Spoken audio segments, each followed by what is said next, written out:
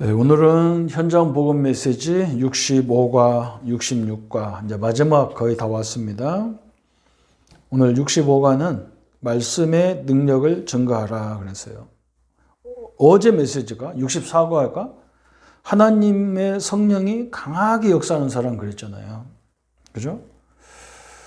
하나님이 성령이 강하게 역사하는 사람이 누구냐? 그래서 구원의 이 감격, 감사, 기쁨이 있는 사람, 그런 사람 얘기했어요. 그리고 더 정확히 말하면 오늘 이 본문 제목이에요. 하나님이 강하게 역사하는 사람은 말씀의 능력을, 말씀을 증거하는 사람. 왜 그러냐면 성령이 역사하는 통로가 어디냐면 말씀 자체가, 그죠? 성령의 감동으로 지었다 그랬잖아요. 이 하나님 말씀을 기록해서 이 모세나 우리 선지자들이 말씀을 기록할 때 자기 생각대로 기록한 게 아니라 성령의 개입이 있었다는 거예요. 그러면 이 말씀을 기록할 때도 중요하지만 이 말씀을 전할 때, 이 말씀을 가르칠 때도 성령이 가장 강하게 역사하는 거예요. 그래서 말씀의 능력을 증거하는 것이 우리 전도자에게는 가장 중요한 사명인 거죠. 내 얘기를 하는 게 아니잖아요. 그죠? 하나님 말씀을 전달하는 거예요. 받은 말씀을 전달하는 거예요. 내가 먼저 은혜로 받은 것을 전달해 주는 거예요.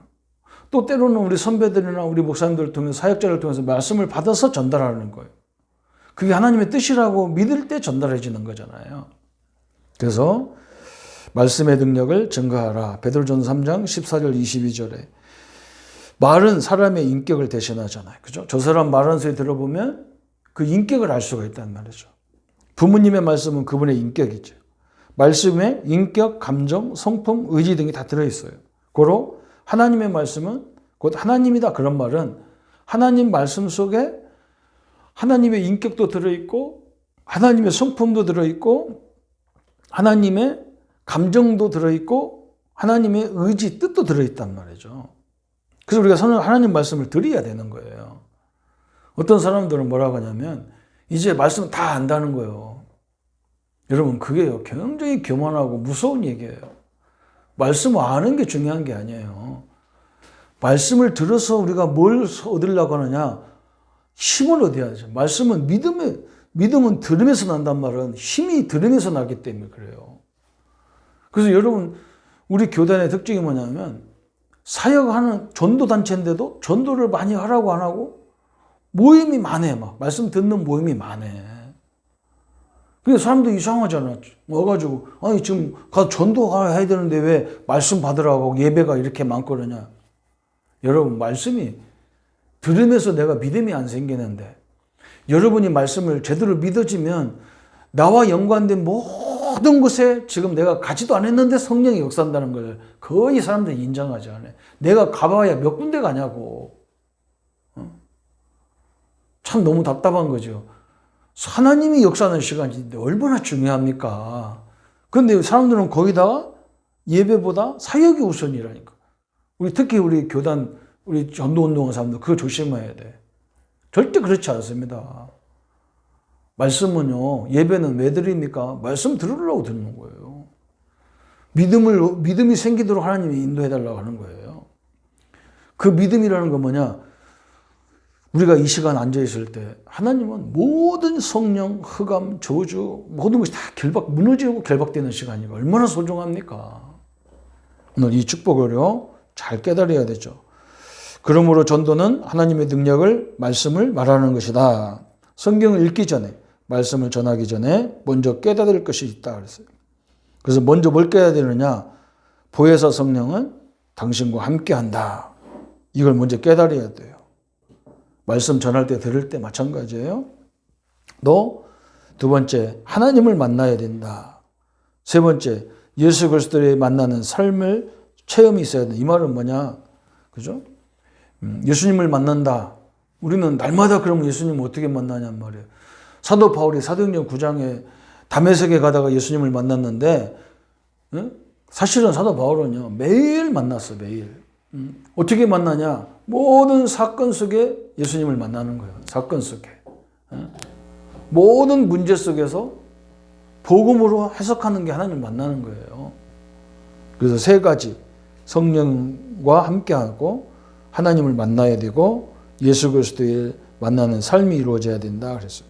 그럼 어떻게 하나님을 어떻게 만나냐? 두 번째 나왔죠. 첫 번째는 기도로. 영접으로 우리 하나님 자녀가 됐죠. 그때부터 막 우리 과거, 현재, 미래, 창세기 3장 사건, 마귀 사건, 다 지옥 사건 다 끝났어요. 그래서 이제는 뭐예요? 하나님 앞에 나를 의뢰하는 거예요. 내 모든 것이 이제 하나님께 의뢰하는 거예요. 그러면서 이제 주님과 대화하는 거예요. 그죠? 하나님, 이런 상황이 무슨 상황입니까? 늘 무시로 이제 대화 기도가 되는 거죠. 고백, 또 항복이라니까 내가 다 손들으란 말이 아니라, 하나님 앞에 다 있구나. 이런 마음을 갖게 되는 거죠. 기도로. 두 번째, 말씀을 통해서 만난다 그랬어요. 하나님이 자신을 계시하시는 통로가 말씀이잖아요. 그래서 날마다 시마다 하나님 말씀으로 계시하고 계시고 주의 종에게 말씀으로 주셔서 이 말씀을 전달하라고 주시는 거예요. 그분이 잘나서 하는 게 아니에요. 질서 없이 그렇게 되는 거잖아요. 그래서 하나님을 기도와 말씀으로. 그럼 어떻게 증거해야 되는가? 사도행전 2장 27절 30절에 그리스도를 증거했어요. 이런 얘기 저런 얘기 하면서 다 그리스도를 말했어. 초대교회는. 그게 중요하잖아요. 베드로전서 3장 15절에도 마음에 그리스도를 주로 삼아 거룩하게 하시고 대답할 것을 항상 예비하고 온유와 두려움으로 해라 그랬어요. 항상 말씀으로 준비하고 있으라는 거예요. 어떤 상황에 가도 말씀으로 주고 복음으로 해석해 주고, 그죠? 이게 굉장히 중요한 거예요. 성도들 복음 머리 좋은 사람은 한 번만 깨달으면 그리스도 삼직 다 알고 그리스도가 모든 문제 해결했다 다 알아. 그런데 뭐냐? 우리 인생을 살다 보면 좋은 일 나쁜 일 얼마나 많습니까? 그죠? 근데 그 속에서 복음을 해석을 해줘야 돼. 저는 그런 질문을 많이 받아요. 목사님, 이게 너무 좋은 건데 이거 해야 됩니까? 말해야 됩니까? 이런 것도 많아요. 근데 어떤 것은요, 좋은 일인데도 하지 말아야 될 것이 있더라고요. 왜 그러냐? 이것 때문에 딴 사람이 어려움을 당할 수 있어. 그렇잖아요? 그 하나님이 그 사람들 다 죽이고 이거 하라는 게 있냔 말이에요. 그런 뜻은 아니겠죠. 그죠? 그래서 복음으로 해석이 굉장히 중요한 거예요. 그 사도 바울이 데살로니가 교회를 너무너무 사랑했던 이유가 뭐냐? 그 사람들은 무조건 아멘하고 따라간 게 아니에요. 이 말씀을 전달하면 심지어 사도 바울의 메시지인데도 이게 복음이냐? 이게 하나님의 뜻에 맞냐 안 맞냐? 하나님의 뜻이면 순종했고 하나님의 복음이면 순종했지 무조건 사도 바울의 말이라고 순종하지 않았다는 거예요. 그게 좋았다는 거지. 우리는 그냥 무조건 순종해라. 그건 아닙니다. 그죠? 그래서 하나님 말씀의 능력을 증거하는 전도자가 되어야 됩니다. 그리고 두 번째는 뭐냐? 66과는 전도에 대한 기도, 전도와 기도를 하겠는데 하나님이 전도에 대한 기도를 가장 원하는 거예요. 사도행전 4장 본문이 25절 31절에 보면 초대교회 사도들이 자기들이 막 핍박이고 어려움 당했을 때 뭐라고 기도했냐면, 기도하라고 부탁하면서 뭐라 했냐면 우리가 빨리 핍박에서 벗어나도록 하기 위해서 기도하라고 안 했어요. 그런 문제 앞에서도 그런 사람 앞에서도 담대히 하나님의 복음을 말하도록 나를 위해서 기도해라 그랬어요. 여러분 비판하는 사람 앞에서 복음을 담대히 전하겠어요? 힘들어요. 그래서 전도에 대한 기도를 하라는 거예요. 그게 하나님의 가장 큰, 왜 하나님 이 땅에 오신 목적이 사람 살리려고 오셨단 말이에요. 사람 살리는 행위가 전도잖아요. 그래서 그 전도를 위해서 우리 기도의 방향이 가장 중요하다. 그래서 서론에 그렇게 나왔어요. 100년 전에 복음이 들어와서 지금까지 기술적으로 전도를 하지 않았음에도 불구하고 한국교회는 많이 성장했다. 만약 성경의 방법대로 열심히 전도했다면 초대교회와 같은 능력의 역사가 일어났을 것이다. 전도는 어려운 운동이 아니다. 전도는 생명운동이요, 능력운동이요, 축복운동이요. 전도란 그러면 첫 번째 뭐라 했느냐? 전도는 하나님의 계획인데 하나님이 원하는 게 세 가지요. 생명을 주는 거예요.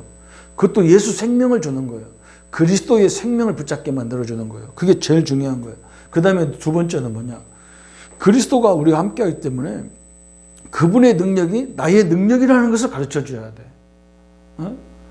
그거 어느 날 내게 하나님의 능력이 와 있음을 깨닫는 것이 엄청난 축복의 사람이 돼버리는 거예요. 능력의 사람이 되는 거예요.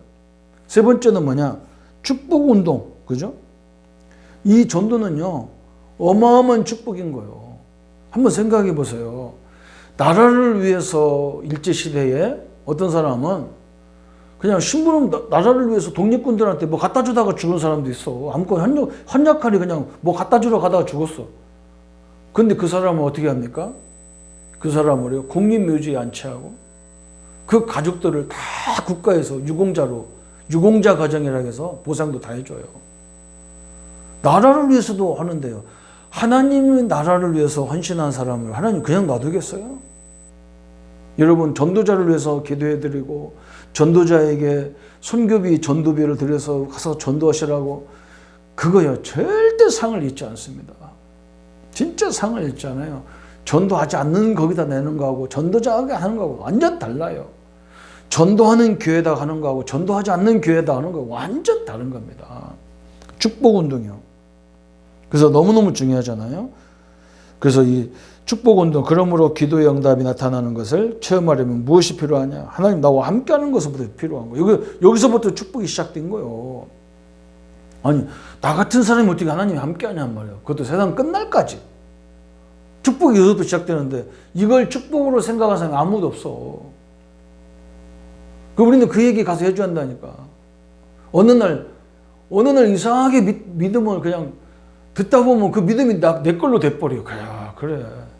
응? 내가 비록 이 오도막살이, 그죠? 우리 찬송가 그거 있잖아요. 그죠? 초막이나 궁궐이나 내 주에서 모신 거지. 천국이다. 여러분, 그게 쉽지 않잖아요. 좋은 집에 살이야 천국 같고 막 그러지. 오도막 집에 사는데도 천국 같다. 이게 됩니까? 하나님이 함께하는 걸 깨달으면요, 그게 느껴지는, 그게 알아지고, 그게 믿어지는 거라. 얼마나 감사합니까? 두 번째, 전도의 능력이 나타나려면 무엇이 필요하냐? 사도행전 1장 4절 8절에 성령 충만이 필요하잖아요. 성령이 역사해야만 알아듣는 거예요, 이게. 참 너무나 중요하죠. 큰 두 번째, 전도 이전에 무엇이 선행되어야 되는가? 그래서 우리는 말씀에 대한, 복음에 대한, 임마누엘에 대한 확신이 딱 있어야 돼요. 그리고 우리의 삶의 방향전환은 이 복음을 땅끝까지 전하는데, 가는 것만 전하는 게 아니라 내가 있는 그 자리가 땅끝이라. 거기서부터 땅끝. 왜냐면 내가 서 있는 데서 지구가 둥글잖아. 그러니까 한 바퀴 뺑 들으면 여기가, 내가 있는 데가 여기잖아. 끝이잖아. 목표 설정도 마찬가지죠. 그죠? 목표 설정은 뭐예요? 우리가 제자들에게, 우리 후대들에게 하늘과 땅의 권세가 너와 함께 한다는 것을 설명하고, 이 권세를 사용하게 만들고 자기 지혜로 사는 게 아니라 하나님의 지혜와 능력으로 살게 하는 것이 우리의 삶의 방향이 되는 거예요. 그 다음에 세 번째, 사단은 전도하는 것을 가장 두려워합니다. 하나님이 가장 기뻐하는 건요, 거꾸로 뒤집으면 마귀가 가장 싫어하는 거예요. 주의 종 한 사람이 세워지는 것이 제일 중요하기 때문에 마귀는요, 갖가지로 공격해서 그 사지를 꺾으려고 계속 하는 거예요. 그걸 알아들어야 돼. 그래서 사단 역사가, 아이고 목사님 내가 사역하는데 왜 마귀가 이렇게 역사합니까? 내가 지금 중요한 일을 하기 때문에 그래요. 내가 망할 짓 하면요, 마귀 굳이 와서 역사 안 해. 나도 망할 건데 뭐 그 역사하고 있어. 그래서 사단이 역사한다는 걸 알아야 돼요. 사단이 어떻게 역사하냐? 이유가 뭐냐? 사도행전 4장에 보면 교권, 전통, 뭐 알력 이런 걸 가지고, 막 선입견, 무지 이런 걸 가지고 공격해. 사단이 싫어하는 증거가 뭐냐? 사도행전 4장 7절 12절에, 그죠? 대제사장, 가문들, 사도들 막 안진뱅이가 치유되었는데 이걸 가지고 문책하잖아요. 그죠? 자기 권세 가지고. 현실적인 증거, 사도행전 4장 22절, 안진뱅이와 40여 세대가 막 이런 핍박이 왔는데도 막 하나님은 계속 역사하는 거예요. 여러분, 우리가 오직 복음하고 붙잡혀 있으면 역사를 하나님이 아는 거예요. 우리가 우리 사역자들을 제발 부탁합니다. 역사 이렇게 다니지 마세요. 우리가 무슨 역사가 일으킵니까? 우리는요, 그 현장 가서 복음으로 해석해주고 하나님이 가장 중요한 복음으로 생명운동, 능력운동, 이 축복운동을 해버리면요, 역사를 하나님이 확 바람을 일으켜야 되는 거예요. 네 번째, 사람들의 어리석음. 사도행전 2장 25절 26절에 그리스도를 대적했다. 얼마나 어리석습니까? 하나님을 대적해서 살 자가 있습니까? 그래서 네 번째, 시험 당할 때 기도. 사도행전 4장 29절 30절 그랬잖아요. 위협함을 하감하옵시며 담대히 하나님 말씀을 전하도록 예수 그리스도 이름으로 병 낫고 표적과 기사가 막 이루어져. 담대하게 복음을 전하게 해달라고 했는데 막 그 성령이 임하니까 막 가서 복음 전하는데 막 안진병이가 일어나고 막 40여 세대가 돌아오는 역사가 일어나고 그랬잖아요. 시험 당할 때 기도가 중요합니다. 시험 당할 때 성도들이 다 복음 안다는데 시험 당하면 그 시험을 복음으로 해석을 못하는 거예요. 그건 아는 게 아니에요. 그렇잖아요. 우리 한국 교육이 특별히 그렇잖아요. 교육 다 받아도 실전에 들어가면 다 넘어져 버리는데 그게 무슨 교육입니까? 뭐 안 받는 것보다는 낫겠지만 내가 볼 때는 그건 필요 없는 거야. 우리가 어느 때 복음으로 적용해야 되느냐. 여러분 혼란 올 때 문제가 생겼을 때 그것을 복음으로 해석하고 적용하면 성령이 바람 부는 걸, 성령이 역사하는 걸 보게 돼 있어요. 그래서 기도의 결과 4장 31절에 모인 곳이 진동하게 해서 성령 충만받고 담대히 하나님 말씀을 전파했다 그랬어요. 하나님 결과가 이렇게 일어났어요. 오늘 이 놀라운 하나님의 축복이 함께하기를 예수님의 이름으로 축원합니다. 예수님 감사합니다. 하나님이 가장 강하게 역사하는 사람은 하나님의 말씀의 능력을 증거하는 증인이었고 전도를 위해서 기도하는 사람들이었습니다.